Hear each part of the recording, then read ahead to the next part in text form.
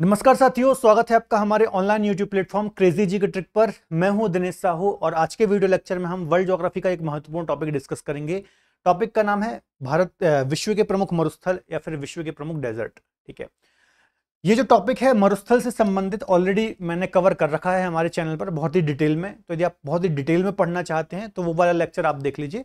उसमें बहुत ही डिटेल में, चाहे आप स्टेट पीसीएस की तैयारी कर रहे हो या फिर किसी वनडे एग्जाम की तैयारी कर रहे हो, बहुत ही डेप्थ में हमने वहां पर वो लेक्चर कवर कर रखा है।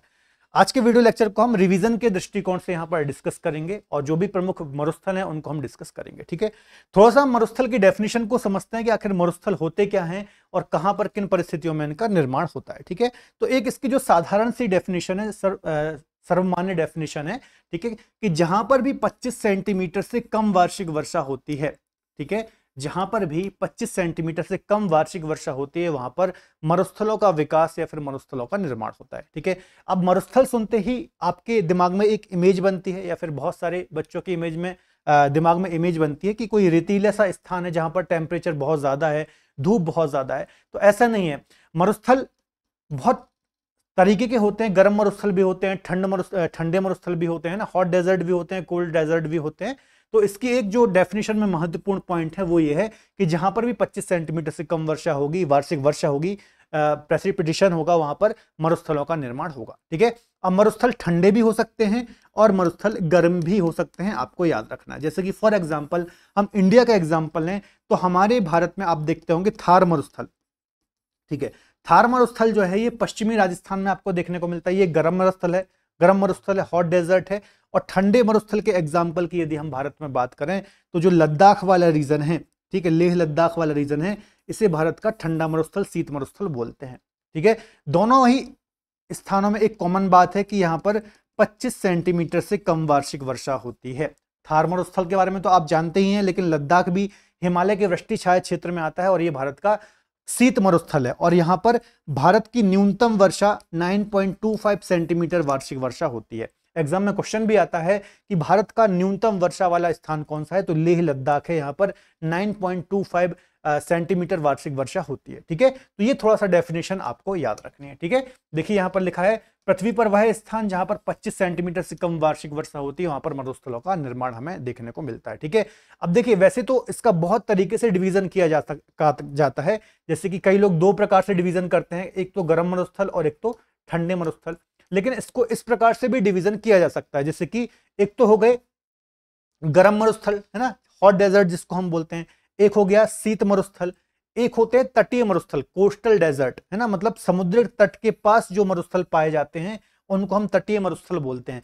और एक होते हैं ध्रुवीय मरुस्थल, है ना। अभी मैंने क्या बोला कि ऐसे स्थान जहां पर 25 सेंटीमीटर से कम प्रेसिपिटेशन होता है। ठीक है, तो आर्कटिक और अंटार्कटिक, और अंटार्कटिक जो ये दो स्थान है विश्व में, ये भी कहीं ना कहीं मरुस्थल के अंतर्गत ही आते हैं और ये ध्रुवीय मरुस्थल का एग्जाम्पल है। ठीक है, तो ये चार प्रकार से भी हम डिवीजन कर सकते हैं और आप दो प्रकार से भी करेंगे कि शीत मरुस्थल और जो गर्म मरुस्थल, यदि आप दो प्रकार से भी इसका डिवीजन करेंगे तो कोई गलती यहां पर नहीं होगी। ठीक है, तो दोनों प्रकार से आप यहां पर समझ सकते हैं, ये बात आपको पता होनी चाहिए। ठीक है, चलिए अब जब आपको पता चल गया कि भैया आर्कटिक और अंटार्कटिक भी एक मरुस्थल है और सहारा भी एक मरुस्थल है, ठीक है, तो विश्व के बड़े मरुस्थलों की यदि बात की जाएगी तो सबसे पहले नाम किसका आएगा? अंटार्कटिका का आएगा, फिर आएगा आर्कटिक का, फिर आएगा सहारा का और फिर आएगा अरेबियन, है ना। वैसे हम नॉर्मली जो पढ़ते हैं तो हम ये पढ़ते हैं विश्व का सबसे बड़ा मरुस्थल कौन सा है? सहारा। लेकिन ये बच्चों सबसे बड़ा गर्म मरुस्थल है, याद रखना। सहारा जो है ये विश्व का सबसे बड़ा हॉट डेजर्ट है। ठीक है, हॉट डेजर्ट है ना। यदि स्पेशली एग्जाम में क्वेश्चन आए विश्व का सबसे बड़ा गर्म मरुस्थल कौन सा है, उस कंडीशन में आपको सहारा टिक करना है। लेकिन ओवरऑल पूछ ले कि विश्व का सबसे बड़ा मरुस्थल कौन सा है, तो अंटार्कटिका सबसे बड़ा मरुस्थल है। और ये चार बड़े मरुस्थल लिखे हैं, अंटार्कटिक, आर्कटिक, सहारा और अरेबियन। ठीक है, हॉट की बात की जाए तो सहारा है। क्लियर है? तो ये कुछ जनरल से पॉइंट मैंने आपको डिस्कस कराए हैं। बाकी मरुस्थल का निर्माण कैसे होता है और कौन कौन से फैक्टर इसमें के लिए जिम्मेदार होते हैं, ये सारे मैंने एक और लेक्चर इसके संबंध में कवर किया हुआ है। हमारे चैनल पर ही आप सर्च कर लेना मरुस्थल के संबंध में, वो लेक्चर आपको मिल जाएगा, तो वहां पर आप डिटेल में पढ़ सकते हैं। ठीक है, एक एक करके जितने भी महत्वपूर्ण डेजर्ट हैं इनको हम डिस्कस करते हैं। तो सबसे पहले कुछ शीत मरुस्थल है, इनको हम डिस्कस कर लेते हैं। तो एक महत्वपूर्ण मरुस्थल है गोबी मरुस्थल। ठीक है, ये आपको चीन मंगोलिया रीजन में देखने को मिलता है। ठीक है, चीन और मंगोलिया रीजन में आपको देखने को मिलेगा, हमारे एशिया के ही अंतर्गत। ठीक है, क्या नाम है, गोबी मरुस्थल। ठीक है, याद रखना, मंगोलिया चीन की बॉर्डर पर आपको देखने को मिलता है, बड़ा हिस्सा इसका चीन के अंतर्गत आता है। इसकी विशेषता क्या है बच्चों, इसकी विशेषता यह है कि यहां पर कुछ इस प्रकार का एक ऊंट देखने को मिलता है जिसको हम बोलते हैं बैक्ट्रेन ऊंट, है ना, 2 कुबड़ वाला ऊंट। इसकी ये विशेषता है, एग्जाम में क्वेश्चन आया हुआ है कि निम्न में से किस मरुस्थल में बैक्ट्रेन ऊंट पाए जाते हैं, तो गोबी मरुस्थल में पाए जाते हैं। ठीक है, देखिए ये जो लेक्चर है ना बच्चों, हमने रिवीजन के हिसाब से प्लान किया है, क्योंकि आपके आने वाले टाइम में जैसे रेलवे के काफी एग्जाम शेड्यूल हैं और एसएससी की काफी एग्जाम शेड्यूल है, तो रिवीजन के हिसाब से कम टाइम में हम रिवीजन के हिसाब से कुछ लेक्चर प्लान आपके लिए कर रहे हैं, तो उस हिसाब से आप इस लेक्चर को देखिए। डिटेल में यदि आप पढ़ना चाहते हैं तो ऑलरेडी एक लेक्चर है, वो आप देख लीजिए। ठीक है, तो याद रखना है गोबी मरुस्थल कहाँ है, मंगोलिया और चीन की बॉर्डर पर देखने को मिलता है, बैक्ट्रेन टाइप के ऊंट के लिए ये जाना जाता है। ठीक है, इसकी लोकेशन आप यहां पर देख सकते हैं। अगला मरुस्थल है टकला माकन। ठीक है, ये भी चीन में आपको देखने को मिलता है और इसकी विशेषता क्या है, ये हिमालय के वृष्टि छाया क्षेत्र में देखने को मिलता है। ठीक है, टकला मकान मरुस्थल आपको यहां देखने को मिलेगा, हिमालय के वृष्टि छाया क्षेत्र में। तो ये भी क्वेश्चन है, वृष्टि छाया क्षेत्र से मतलब क्या है, इसको हम इंग्लिश में रेन शैडो रीजन बोलते हैं। मतलब ये पर्वत है और यहाँ पर मरुस्थल है, और जो वर्षा करने वाली हवाएं हैं वो यहां से आ रही हैं, तो यहां पर वर्षा क्या होगी, कम होगी, न्यूनतम होगी। ठीक है, तो इसको हम बोलते हैं वृष्टि छाया क्षेत्र। आगे डिस्कस कर लेते हैं। एक और सेंट्रल एशिया में आपको मरुस्थल देखने को मिलेगा, कराकुम, और एक देखने को मिलेगा किजिलकुम। सेंट्रल एशिया मतलब ये काकी ताऊ तुर्क हैं वाले देश है ना, मैंने मैपिंग आपको पढ़ा रखी है, तो ये वाले जो देश हैं, तुर्कमेनिस्तान, कजाकिस्तान, किर्गिस्तान, है ना, इस टाइप के जो देश हैं सेंट्रल एशियन कंट्री इनको हम बोलते हैं। तो यहाँ पर 2 मरुस्थल हैं, कराकुम और किजिलकुम। ठीक है, सेंट्रल एशिया भी आप याद रख सकते हैं। कराकुम मुख्यतः आप 70% हिस्सा इसका कहां पर है, तुर्कमेनिस्तान में है, और जो किजिलकुम है ये कजाकिस्तान और उज्बेकिस्तान के अंतर्गत देखने को मिलता है। ठीक है, ये बात आपको याद रखना है। अगला है पेंटागोनिया मरुस्थल, ये बहुत इंपॉर्टेंट है, कई बार क्वेश्चन यहां से आए हैं। तो ये कहां पर देखने को मिलता है, ये अर्जेंटीना और चिली की बॉर्डर पर हमें देखने को मिलता है। पेंटागोनिया डेजर्ट जो है ये अर्जेंटीना और चिली की बॉर्डर में हमें देखने को मिलता है। क्लियर है, याद रखिएगा, इंपॉर्टेंट है, साउथ अमेरिकी कॉन्टिनेंट के अंतर्गत। इसके अलावा ये कहां पर है, तो एंडीज पर्वत जो विश्व का सबसे लॉन्गेस्ट माउंटेन है, इसके वृष्टि छाया क्षेत्र के अंतर्गत ये हमें देखने को मिलता है। ठीक है, तो याद रखिएगा, बहुत इंपॉर्टेंट है, कई बार यहां से क्वेश्चन आया है। आगे डिस्कस कर लेते हैं। भारत की बात करेंगे तो अभी मैंने आपको डिस्कस कराया लद्दाख एक भारत का शीत मरुस्थल है, न्यूनतम वर्षा वाला स्थान है, हिमालय के वृष्टि छाया क्षेत्र में। ठीक है, तो ये भारत के कुछ मैंने विश्व के और भारत का मैंने आपको शीत मरुस्थल डिस्कस कराए हैं। कौन कौन से हमने डिस्कस किए, सबसे पहले हमने यहाँ पर टकला माकन को डिस्कस किया। ठीक है, इसके अलावा इसके पहले हमने यहाँ पर एक मरुस्थल डिस्कस किया था, गोबी मरुस्थल। ठीक है, इसके बारे में आपको याद रखना है, कराकुम, किजुलकुम, पेंटागोनिया और हमारे भारत में लद्दाख। तो ये सभी डेजर्ट को आप थोड़ा सा दिमाग में रखिएगा। अब कुछ जो महत्वपूर्ण उष्ण प्रकार के मरुस्थल हैं, गर्म मरुस्थल हैं, हॉट डेजर्ट हैं, इनको भी एक बार हम जरा यहाँ पर डिस्कस कर लेते हैं। ठीक है, तो सबसे पहले मरुस्थल की बात करें तो आपको याद रखना है कि सबसे पहला और महत्वपूर्ण जो मरुस्थल है वो है सहारा डेजर्ट या फिर सहारा मरुस्थल। ठीक है, इसके बारे में एक तथ्य याद रखिएगा, विश्व का सबसे बड़ा हॉट डेजर्ट है, विश्व का सबसे बड़ा गर्म मरुस्थल है। ठीक है, यहां पर ये क्या है, विश्व का सबसे बड़ा हॉट या फिर गर्म डेजर्ट है ना। नदर्न अफ्रीका में देखने को मिलता है, लगभग 84,000 से ज्यादा वर्ग किलोमीटर क्षेत्रफल पर यह फैला हुआ है, और इसकी विशेषता यह है लगातार दक्षिण की ओर एक्सटेंड होता जा रहा है, लगातार दक्षिण की ओर ये फैलता जा रहा है। ठीक है, आपको याद रखना है। अब आपको कमेंट बॉक्स में आंसर देना है कि जहां पर दक्षिण की ओर ये अपना क्षेत्रफल बढ़ा रहा है या फिर फैला रहा है, तो इसको क्या कहा जाता है। ठीक है, उस क्षेत्र का नाम आपको कमेंट बॉक्स में देना है। ठीक है, अल अजीजिया सबसे गर्म स्थान आपको यहां पर ही देखने को मिलेगा। ठीक है, अल अजीजिया नामक स्थान है। इसके अलावा यहाँ पर एक ट्राइब भी निवास करती है जिसको हम बर्बर ट्राइब बोलते हैं। तो एग्जाम में क्वेश्चन आता है, बर्बर ट्राइब निम्न में से किस मरुस्थल में निवास करती है, तो सहारा में निवास करती है। ठीक है, तो याद रखिएगा, इसके बारे में अफ्रीका में देखने को मिलता है। एक और महत्वपूर्ण यहाँ पर मरुस्थल है अफ्रीका में ही, जिसको हम कालाहारी डेजर्ट बोलते हैं। ये बोत्सवाना, नामीबिया और दक्षिण अफ्रीका के अंतर्गत देखने को मिलता है। कहां पर, बोत्सवाना, नामीबिया, दक्षिण अफ्रीका। यहां पर ये कंट्री महत्वपूर्ण है क्योंकि तीनों कंट्रियों में ये फैला हुआ है। ठीक है, तीनों देशों में ये फैला हुआ है, याद रखना। कालाहारी ये दक्षिण अफ्रीका का जो दक्षिणतम पार्ट है, यहां पर ये देखने को मिलती है। ये दक्षिण अफ्रीका है, यहां पर ही बोत्सवाना और नामीबिया है। ठीक है, तो ये आपको याद रखना है। इसके अलावा एक खास प्रकार की जनजाति है जिसको हम बोलते हैं बुशमैन जनजाति। तो बुशमैन जनजाति के लिए जो ये डेजर्ट है, कालाहारी डेजर्ट है, ये जाना जाता है। ये बात आपको याद रखनी है। ठीक है, नेक्स्ट गर्म मरुस्थल के अंतर्गत है अरब मरुस्थल या फिर अरबी मरुस्थल बोलते हैं। तो अरेबियन पेनिनसुला आपने देखा होगा, ठीक है, इसको हम बोलते हैं अरेबियन पेनिनसुला, जो कि विश्व का सबसे बड़ा प्रायद्वीप है, विश्व का सबसे बड़ा पेनिनसुला है। तो यहां पर ही आपको अरेबियन डेजर्ट देखने को मिलता है। आप देखेंगे साउथ अफ्रीका हो गया, यूएई हो गया, कतर हो गया, इराक हो गया, जॉर्डन हो गया, तो इतने क्षेत्र को ये कवर करता है। ठीक है, और इसकी विशेषता क्या है, ये विश्व का सबसे रेतीला, है ना, मतलब रेत बहुत ज्यादा है, तो विश्व का सबसे रेतीला मरुस्थल है, ये आपको याद रखना है। ठीक है, इसके अलावा इसी के पड़ोस में आप देखेंगे एक देश आपको देखने को मिलेगा, ईरान, है ना। तो ईरान में दो मरुस्थल आपको देखने को मिलते हैं, एक तो दस्ते काविर और एक तो दस्ते लूट। ठीक है, तो एग्जाम में डायरेक्ट क्वेश्चन आता है, दस्ते काविर और दस्ते लूट जो मरुस्थल है, ये कहां देखने को मिलते हैं। ठीक है, तो ये आपको ईरान में देखने को मिलते हैं, और यहां पर नमक जो है ये सर्वाधिक देखने को मिलता है। ठीक है, खारे मरुस्थल है ये, यहाँ पर नमक का परसेंटेज काफी ज्यादा देखने को मिलता है, तो याद रखिएगा, काफी महत्वपूर्ण है। ठीक है, इसके अलावा इसे ग्रेट सॉल्ट डेजर्ट भी बोलते हैं, क्योंकि नमक की मात्रा यहाँ पर काफी ज्यादा है। ठीक है, तो एग्जाम में क्वेश्चन आएगा, निम्न में से किसे ग्रेट सॉल्ट डेजर्ट बोला जाता है, तो किसको बोला जाता है, दस्ते काविर, दस्ते लूट जो ईरान में है, इनको बोला जाता है। आगे डिस्कस कर लेते हैं।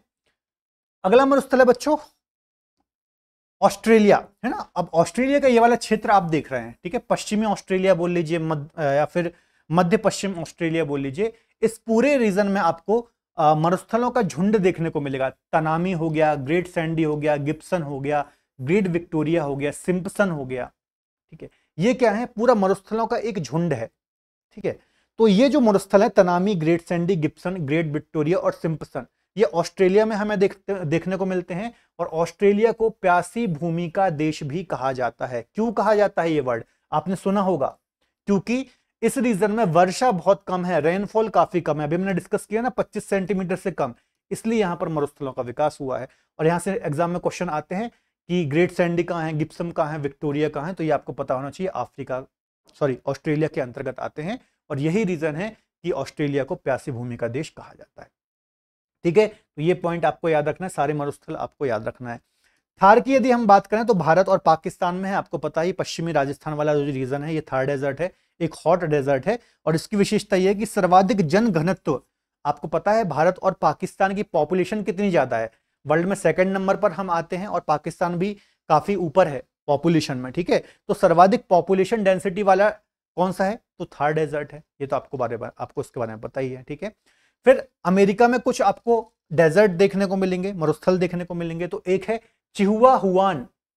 चिहुआ हुआन जो मरुस्थल है बच्चों, ये नॉर्थ अमेरिका के पश्चिम तट, वेस्ट कोस्ट में देखने को मिलता है। आपको याद रखना है, अमेरिका और मैक्सिको, अमेरिका के ही नीचे मैक्सिको है, तो दोनों देशों में फैला हुआ है, और नॉर्थ अमेरिका का सबसे बड़ा मरुस्थल है।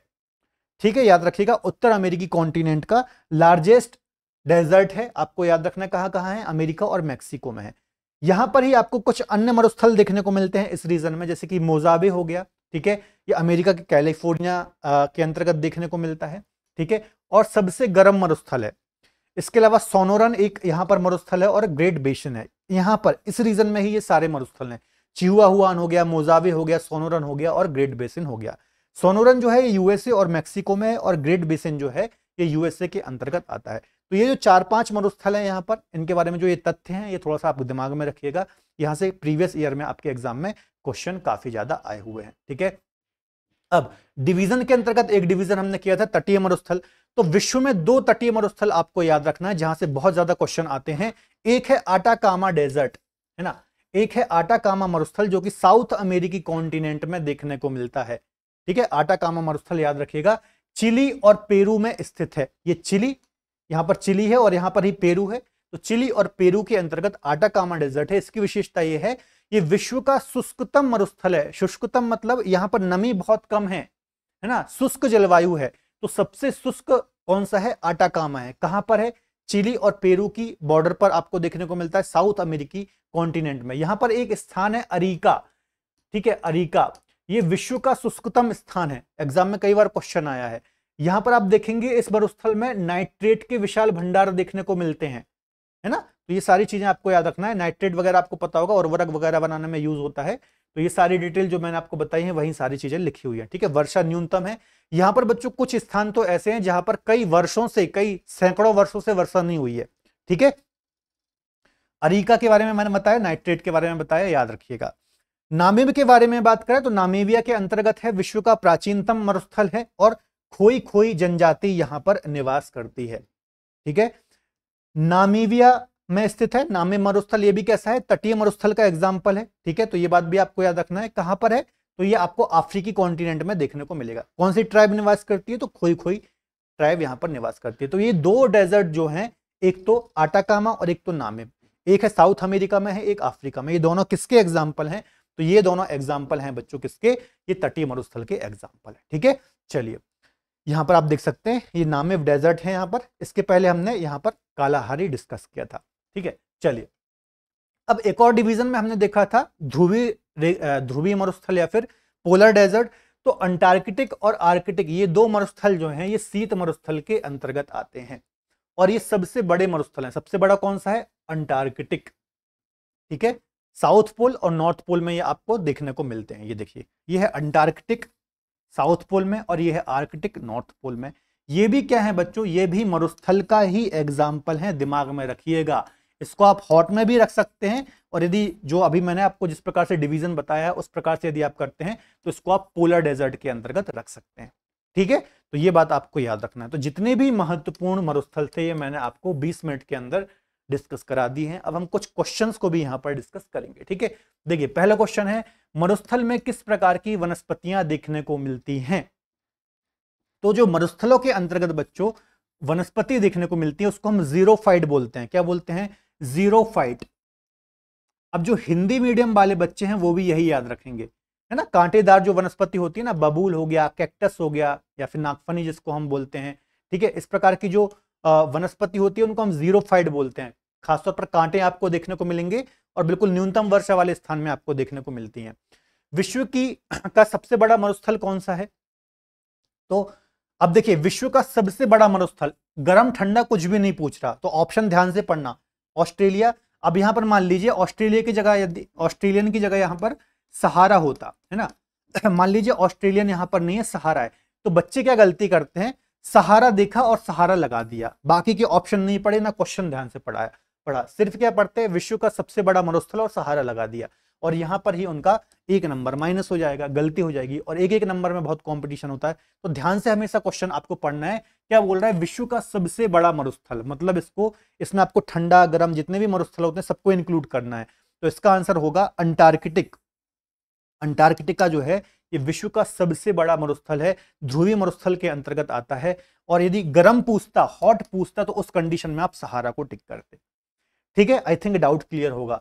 अगला है वह क्षेत्र जिसमें खाली स्थान सेंटीमीटर से कम वर्षा होती है। तो ऐसे क्षेत्र जहां पर 25 सेंटीमीटर से कम वर्षा होती है वहां पर मरुस्थलों का निर्माण या फिर विकास की संभावनाएं पैदा होती हैं।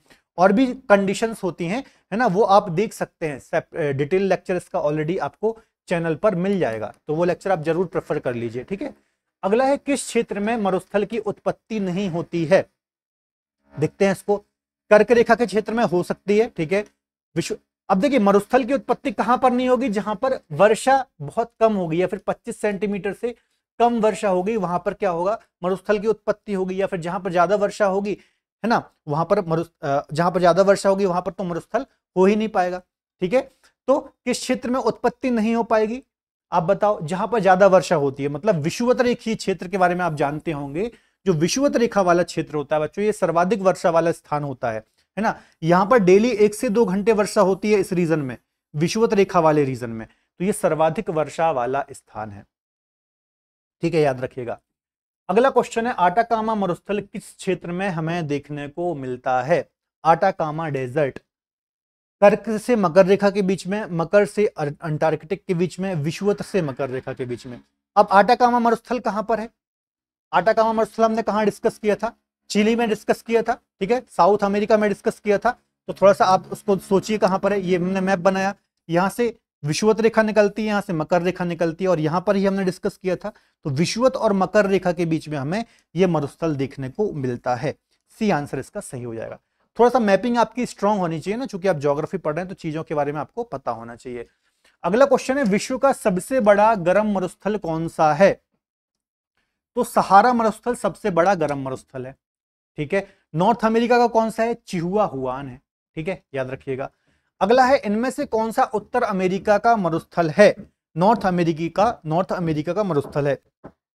आटाकामा नहीं है, कालाहारी नहीं है, चिहुआ हुआन है। ये हमने डिस्कस किया था, ठीक है। गोबी भी यहां पर नहीं होगा। अगला क्वेश्चन है, निम्नलिखित में से सर्वाधिक रेतीला मरुस्थल कौन सा है? मतलब रेत सर्वाधिक है, ठीक है। तो अरब मरुस्थल अरेबियन पेनिनसुला के अंतर्गत देखने को मिलेगा, ये सर्वाधिक रेतीला मरुस्थल है, ठीक है। अगला क्वेश्चन है, निम्न में से सर्वाधिक जनघनत्व कहां पर है? तो हमारे यहां थार भारत और पाकिस्तान में देखने को मिलता है। सबसे ज्यादा पॉपुलेशन डेंसिटी वाला डेजर्ट है, थार मरुस्थल इसका आंसर हो जाएगा। अगला है, विश्व का सबसे शुष्कतम मरुस्थल कौन सा है? तो इसका आंसर क्या हो जाएगा? शुष्कतम, अरेबियन नहीं है, गोबी नहीं है, अटाकामा डेजर्ट जो है ये विश्व का शुष्कतम मरुस्थल है। चिली के अंतर्गत, पेरू चिली के आसपास से आपको देखने को मिलता है, साउथ अमेरिकी कॉन्टिनेंट में। यहां पर एक स्थान भी मैंने आपको बताया, अरीका, ठीक है। तो ये 10 क्वेश्चन भी मैंने आपको डिस्कस कराए हैं, ठीक है। जैसा कि मैंने आपको बताया, रिवीजन के दृष्टिकोण से, खासतौर पर अभी जो रेलवे के एग्जाम्स हैं, एसएससी के एग्जाम है, उसके दृष्टिकोण से हमने ये टॉपिक कुछ प्लान किए हैं जहां से प्रीवियस एग्जाम्स में क्वेश्चन आए हैं, ठीक है। डिटेल में पढ़ना चाहते हैं, सेम लेक्चर डिटेल में आपको मिल जाएगा, उसमें वो काफी डेप्थ में हमने पढ़ा रखा है, ठीक है। तो वो लेक्चर आप प्रेफर कर सकते हैं। तो फिलहाल आज के वीडियो लेक्चर में इतना ही। यदि आप मुझसे डिटेल में ज्योग्राफी पढ़ना चाहते हैं तो रूट एप्लीकेशन में आप मुझसे ज्योग्राफी पढ़ सकते हैं और डिफरेंट फाउंडेशन कोर्स यहां पर आप अवेल कर सकते हैं। तो मिलेंगे अगले बेहतर लेक्चर में, तब तक अपना ख्याल रखिए और पढ़ते रहिए। बाय बाय, टेक केयर, जय हिंद।